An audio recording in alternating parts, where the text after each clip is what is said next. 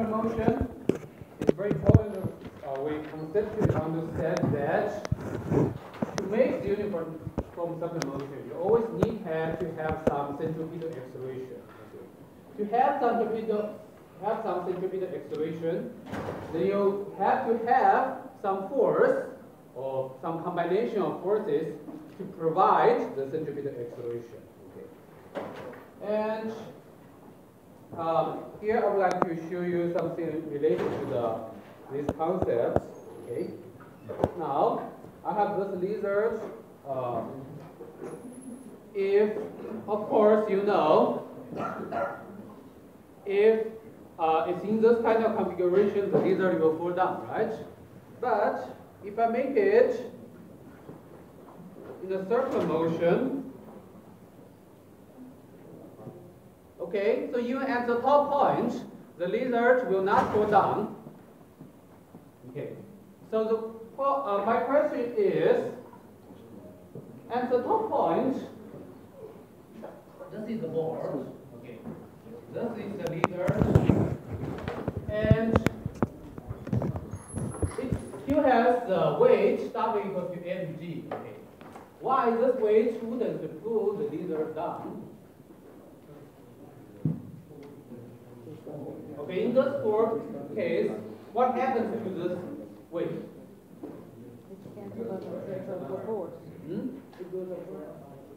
Okay, so first, let me ask you, is there any force against the weight to prevent it fall down?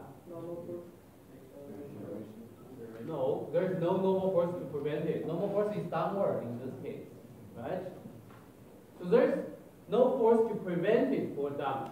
If there is no force to prevent it fall down, why it's not falling down? What is the force? Centripetal force? Circular motion. Of course, it's related to the circular motion. It's related to the centripetal acceleration. And here, can you help me to clear why it's due to the circular motion, it will not fall down.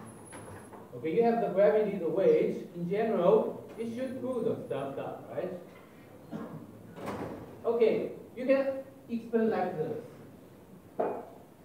The weight, in the normal situation in general, it can pull the object down, right? But now, the weight, when it's in a circular motion, okay, we get some velocity v.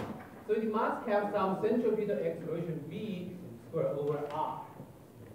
And so in this case, which force can provide the centripetal acceleration? In this case, which force is the force to provide the centripetal acceleration? Which force?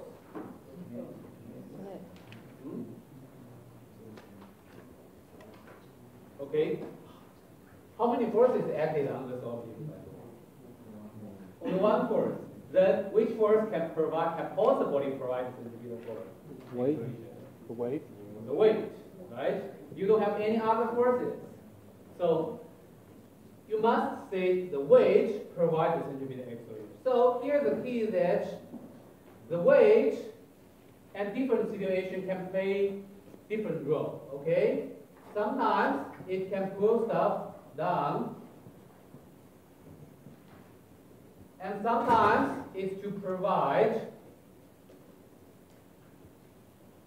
centripetal acceleration, right?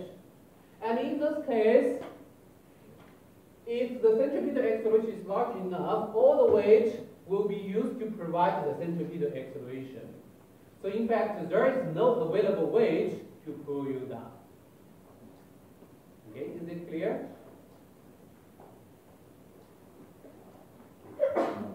No? Okay. The force weight is mg, okay? You cannot change it. If you use all of the mg's, you have like say 10 kilogram and multiply 10, you have 100 Newton force. If all this 100 Newton force has been used to provide centripetal acceleration, then there is nothing you can use to pull the thing down.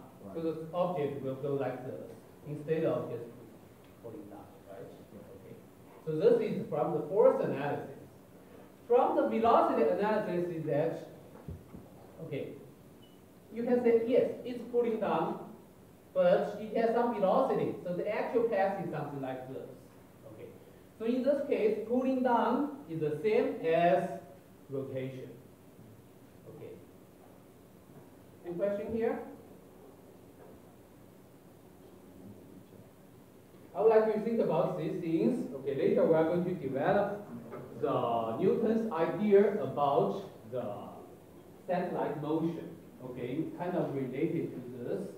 And one of the most important things here we like to note is that all these circular motions, this stuff, the calculation is quite straightforward, but you have to be able to understand conceptually what happens to these forces, accelerations. Okay. Any question here?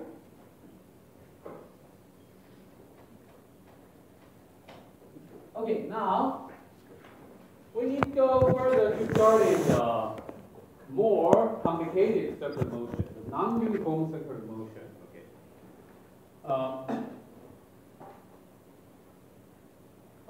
Okay. In fact, the concept to understand is also very important.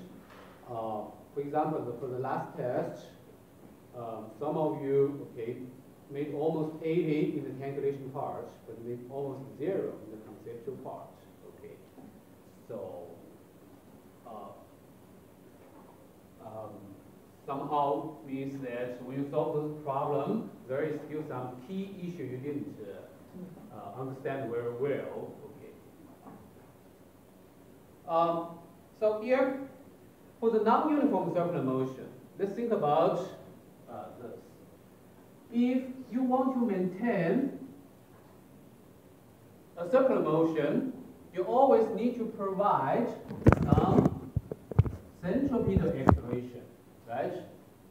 You need to have some centripetal acceleration. And this centripetal acceleration is perpendicular to the velocity.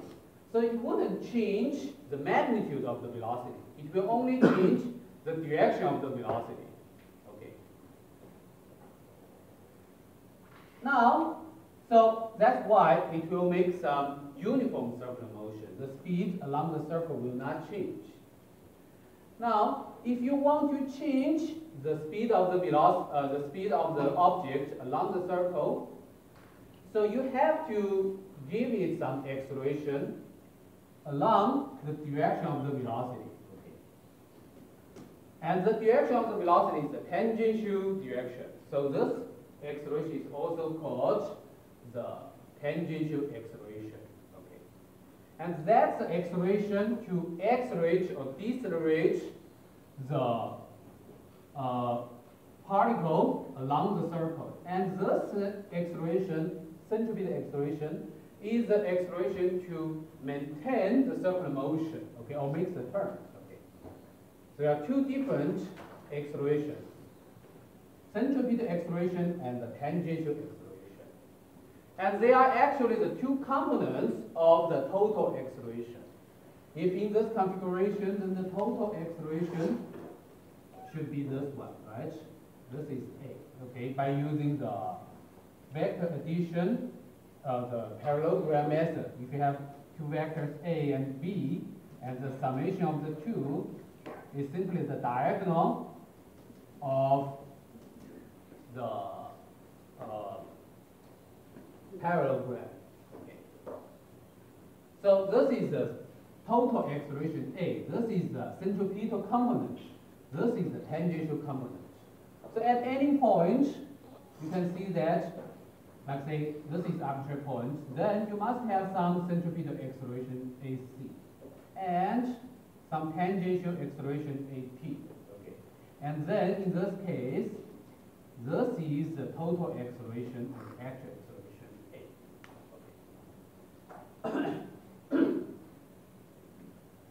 Okay. One thing we need to note that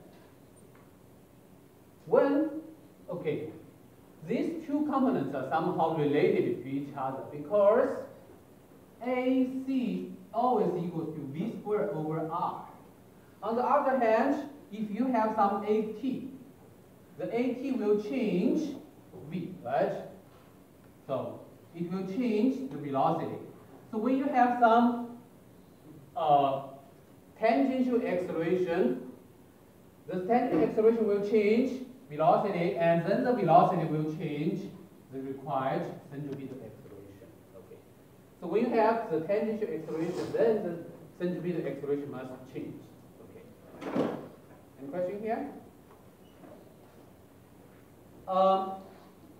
So usually it's quite complicated stuff. That means during the circular motion, if you have some tangential acceleration, even though the tangential acceleration may be a constant, but then the velocity will be getting larger and larger, and the acceleration, centripetal acceleration will be getting larger and larger. Okay. So this is some funny situation when you have one component and another component will be changed by this component. Okay.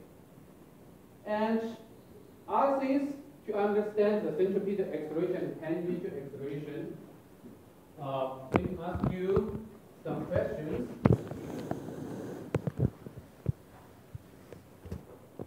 Okay. So in general, for circular motion, you may have both the centripetal acceleration and the tangential acceleration. Okay. So first question is, if you do have the centripetal acceleration, so it's not equal to 0, but you don't have tangential acceleration, so this equals to 0. What kind of motion you have here?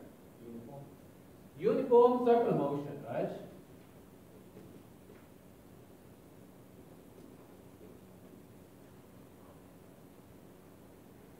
And if we have only tangential acceleration, so this is not 0, but we don't have centripetal acceleration, what kind of motion we are going to have? Okay, non-uniform circular motion, is it? Think about it.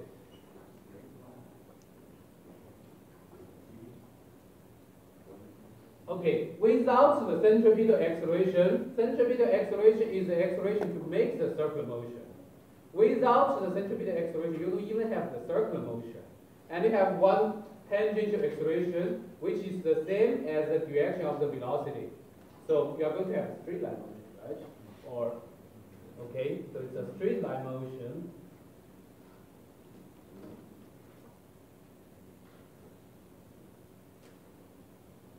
Okay. When you can have non-uniform circular motion.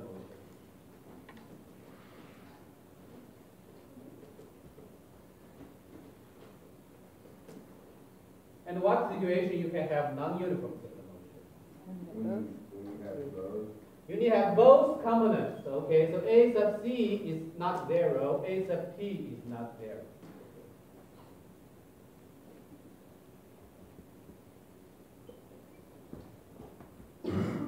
Now, another question related to the total acceleration. So we know that total acceleration by definition is the addition of the two components, A sub C and A sub T. So I'm asking you a simple question. For circular motion, if the centripetal acceleration A sub C equals to 1 meter per second squared, and the tangential acceleration equals to 2 meter per second squared, can you tell me what is the total magnitude of the total acceleration? Is it 3? No. Okay, that's good. Nobody should tell me that it is 3. Okay? It's definitely wrong because in our physics we don't accept 1 plus 1 equals to 2, right? So what is the number for total acceleration? Square root of 5? Okay. So first, it's not 3. Someone said depends. Okay. Someone said what? Square root of 5. Anything else?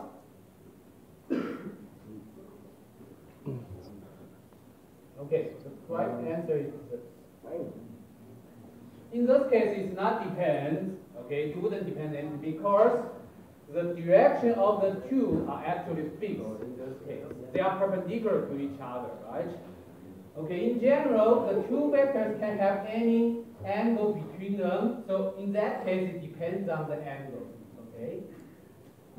So it depends on the angle in this equation. But here, the two vectors are perpendicular to each other. We know that. By definition, one is tangential direction, one is the centripetal direction. These two has to become perpendicular to each other. So to calculate them is simply A equals to square root of AC squared plus AC squared. So that will give you square root of 1.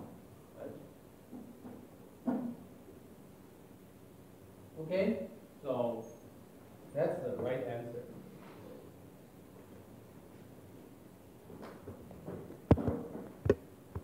Okay, now let's look at problem, more complicated problem.